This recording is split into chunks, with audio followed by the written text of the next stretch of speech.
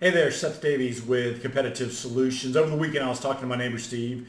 We were catching up on life and work, and he shared with me that on Friday he was notified via email that the company he works for in Atlanta, the office was going to remain closed until January 2021 due to the pandemic. And while Steve is happy to be working from home, he's spending more time with his family, and he's not wasting time sitting in Atlanta traffic, he did express frustration about the current state of virtual meetings his company has. He says they've become a waste of time, very ineffective and inefficient. I immediately jumped into work mode and shared with Steve, and I want to share them with you, 4 non-negotiables I believe every organization needs to have for effective meetings. Number 1, meeting rules.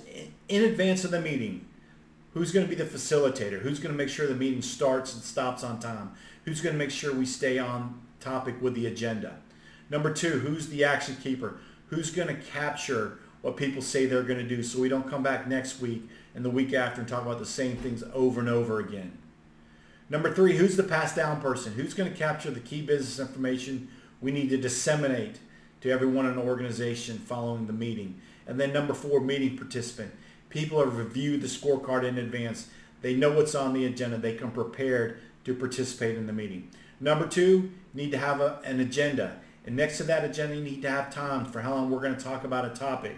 One, so the facilitator can help stay on topic, and we get near the end of the assigned time, says, hey, what's the action here? But then also the meeting participants know, hey, if I got something I want to talk about on recognition or around the table, I know I've got a certain amount of time to bring up that topic. You see on their action register review number 1 and number 2.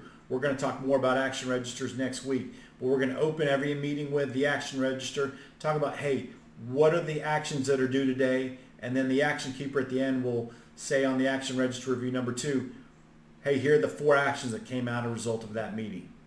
Number 3 on there, you see meeting audit. Typically, where do we talk about how ineffective the meeting was? We talk about it outside of the meeting. We send text messages back and forth, or we call each other and say, what a waste of time that was. Let's talk about how ineffective the meeting is in the meeting. Let's talk about what are the things we need to do differently. Thumbs up, thumbs down. Did this meeting move the business forward? And if you give it a thumbs down, give a reason why. Perhaps we spent too much time problem solving. Perhaps we got off task. We need to do a better job of focusing on the agenda. And then number 4, every meeting needs to have an action register present. For the action keeper to write down what people say they're going to do. We assign an owner to get that action done, and then we have a target date once that action is completed. Next week, I'm going to give you non-negotiables around the utilization of an action register to have more effective, shorter, efficient meetings. Have a great day.